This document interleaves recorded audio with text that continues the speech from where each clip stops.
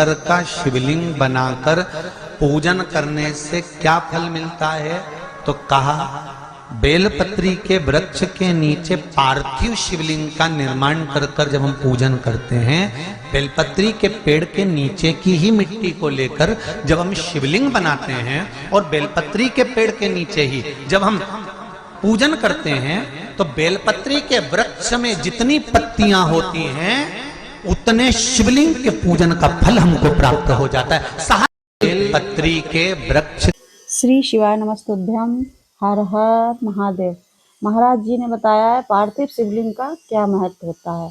महाराज जी ने कहा जब भी ये नहीं है कि सावन में ही आपको पार्थिव शिवलिंग बनाना है, जब भी तुम्हारा मन करे, जब भी तुम्हारा दिल करे कि आज हम बहुत परेशान हैं, हमारा ये काम नहीं बन पा रहा है, या हमें बहुत दिक्कत है, या हमारे यहाँ बहुत रोग है, बीमारी है, तो आप क्या कीजिए, पार्थिव शिवलिंग का निर्माण कीजिए और उसका पूजन कीजिए। अब फिर महाराज जी ने बताया कि बहुत लोग ये कहेंगे कि मिट्टी लाओ भिगो, तो वो तो सब एक अलग चीज़ है, आप कीजिए वो अच्छी चीज़ है। बट महाराज जी ने बताया कि आप केवल अपने गमले से, या तो गमले की मिट्टी ला करके, क्योंकि अगर आप कहीं से भी मिट्टी ले आएंगे, और पहली बार शहरों में जो लोग रहते हैं उनको मिट्टी नहीं मिलती है, गांव में रहते हैं उनको मिल भी जाती है, लेकिन आपने कहीं से खेत से कहीं से उठा ली गंदी मिट्टी, उस पर लोग लैट्रिन करते पेशाब करते हैं, तो उस मिट्टी का तो बना नहीं सकते हैं। या तो फिर आप मुल्तानी मिट्टी लाइए मार्केट से, उससे बनाइए। तो आप क्या कीजिए, महाराज जी ने कहा कि जब भी आपका मन करे, दिल करे, आप जैसे ही 14 फरवरी को आ रही है प्रदोष और 15 को है शिवतेरस। प्रदोष और शिवतेरस जब मिली मिली होती हैं तो ये बहुत ही फलदायी होती हैं। इनमें तो आपको करना ही चाहिए ये दोनों दिन। और नहीं तो वैसे भी महाराज जी कहते हैं कोई नियम नहीं, किसी भी दिन आप ये उपाय कर सकते हैं।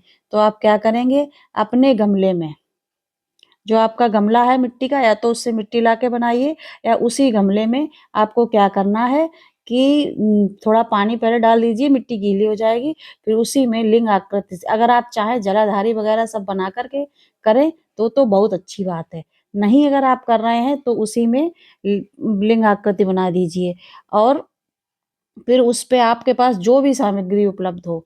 महाराज जी ने ये भी बताया है, पहली बात तो बेलपत्र, फूल, धूप, दीप, नैवेद्य सब कुछ चढ़ाना चाहिए।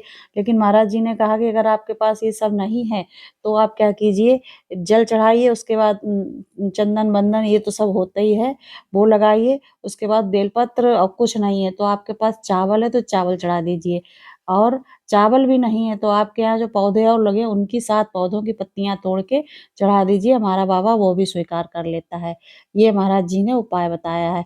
महाराज जी कहते हैं सब लोग जब कहते हैं कि जानते हैं ना, मिट्टी का पार्थिव शिवलिंग का निर्माण जब हम तय करते हैं, हम करते हैं तो दुनिया के लोगों को लगता है कि हमने शिवलिंग बनाया है।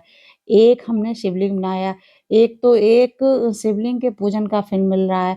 यह दुनिया के लोगों को लगता है कि एक शिवलिंग के पूजन का फल मिल रहा है, परंतु महाशिव पुराण कथा कहती है पार्थिव शिवलिंग का निर्माण करना और उसकी पूजन करना, उसका मतलब है पार्थिव शिवलिंग को बनाने में जो मिट्टी हम एकत्रित करते हैं, उस मिट्टी में जितने-जितने बारीक कण होते हैं, एक-एक धूल का कण, मिट्टी का कण जितने एकत्रित होते हैं शिवलिंग को बनाने में। आप शिव जी का जब स्नान कराते हो, पूजन कराते हो, बेलपत्र चढ़ाते हो, तो जितने मिट्टी के अंदर बारीक-बारीक कण होते हैं, जिससे जुड़कर पार्थिव शिवलिंग का निर्माण होता है, वो 1000 करोड़ शिवलिंग की पूजन एक साथ हो जाती है। एक ही बार में उतना फल हमारे खाते में चले जाता है। उतना शंभू जो है वो हमारे दुख हर लेते हैं। दर्शन एक पार्थिव शिवलिंग का निर्माण करना मतलब लाखों शंकर भगवान के स्वरूप की पूजन कर कर एक पार्थिव शिवलिंग का निर्माण। आप में से कितने लोग हैं जो महीने में, 2 महीने में, 6 महीने में एक बार पार्थिव शिवलिंग बनाते हैं? महाराज जी ने पूछा तो बहुत लोगों ने कहा कि हम तो केवल सावन में ही बनाते हैं। महाराज जी ने कहा याद रखो, कुछ मत मत करो। ये नियम बना लो, संकल्प ले लो कि महीने में जो हर महीने की शिवरात्रि आती है, हर महीने की जो शिवरात्रि आती है, उस शिवरात्रि पर अपने गमले में, घर में जो मिट्टी हो, गमले में मिट्टी हो, पेड़-पौधे की जो मिट्टी हो, अपने गमले की ही मिट्टी को वहीं पर ऊपर उठाकर उसी गमले के अंदर शिवलिंग बनाकर वहीं पर पूजन कर कर वहीं पर उसका विसर्जन कर दो। उसका भी जो पुण्य है उतना ही मिलेगा जितना पार्थिव शिवलिंग के पूजन का है। हर कोई नियम बना लो कि 1 महीने में 1 बार मुझे पार्थिव शिवलिंग बनाना है। कोई नियम बना लो, मैं 3 महीने में 1 बार पार्थिव शिवलिंग बनाऊँगी, या फिर मैं सोमवार बनाऊँगी, या प्रदोष बनाऊँगी। मतलब कोई भी नियम बना लो, 6 महीने में 1 बार पार्थिव शिवलिंग बनाऊँगी, ऐसा आप नियम बना लीजिए। साल भर में 1 बार सावन के महीने में शिवरात्रि आती है। जैसा आप सब जानते हैं, ऑनलाइन महाराज जी पूजा कराते हैं। एक संकल्प लीजिए, अपने संकल्प का फल क्या देगा ये बाबा आपको मालूम नहीं पड़ रहा है।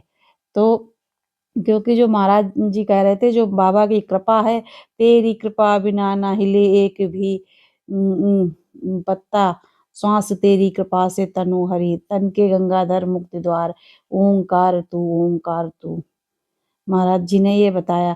तो जब भी वन पड़े, प्रदोष पड़े या फिर शिवरात्रि पड़े, 1 बेलपत्र बन सके, 5 बेलपत्र, शमी पत्र, हरे मूंग बेलपत्र, 1 कलश के अंदर थोड़ा-सा पानी लेकर 1 बेलपत्र डालकर, उसमें थोड़ा-सा गुड़ डालकर भगवान शिव का स्मरण कर कर प्रदोष काल में, मान लो कोई काम आपका बहुत ज़रूरी है, बहुत दिनों से थक गए आप हैं, नहीं हो रहा है, कर्जा बढ़ रहा है, धन नहीं आ रहा है, व्यापार नहीं चल रहा है, कोई समस्या बहुत प्रबल है, कोई एग्ज़ाम में बैठ रहे हो, नहीं हो रहा, परीक्षा भी दे दी, रिज़ल्ट आने ही वाला है, तो भी प्रदोष काल में, प्रदोष के समय वो जल जो शमी पत्र और बेलपत्र, गुड़ का शंकर के शिवलिंग को समर्पित करना प्रारंभ कर दो। 3 प्रदोष करोगे, बाबा आपकी मनोकामनाएँ ज़रूर पूरी करेगा। श्री शिवाय नमस्तुभ्यम या ओम नमः शिवाय कुछ भी बोल के आप ये उपाय कर सकते हैं।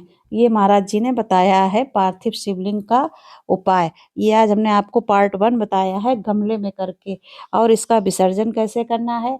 जैसे आपने पूजा कर ली, अब पूजा हो गई आपकी, आपने देखा हमने पूजा की, धूप दीप अगर आपके पास सब चीज़ें हैं तो आप लगाइए, नहीं है तो जो कुछ भी है वो लगाइए। उसके बाद में एक उपाय भी बताया है महाराज जी ने कि अगर आप बहुत परेशान हैं तो 3 बेलपत्र, 3 चावल के दाने और 3 दुर्वा का उपाय, जो कि हमने आपको इसमें करके बताया है।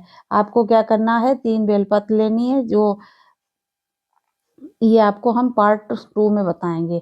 इसके बाद हम इसमें विसर्जन बताते हैं आपको। आपने पूजन कर लिया, धूप लगा दी, आरती लगा दी, दिया जला दिया। जब तक दिया न ठंडा हो रहा है तब तक वहीं पे बैठ के आपको श्री शिवाय नमस्तुभ्यम, नमः शिवाय ओम, पंचाक्षर षडाक्षर मंत्र जो भी आपको याद हो उसका जाप कीजिए। जब दिया ठंडा हो जाए, देख लीजिए आपका दिया ठंडा हो गया, तब क्या करेंगे, 1 लोटा जल उसी गमले में डाल देंगे। उसके बाद अगर उतने में विसर्जित हो जाए तो सही, नहीं तो दूसरा लोटा डाल दीजिए। श्री शिवाय नमस्तुभ्यम, हर हर महादेव। नेक्स्ट पार्ट कल आए।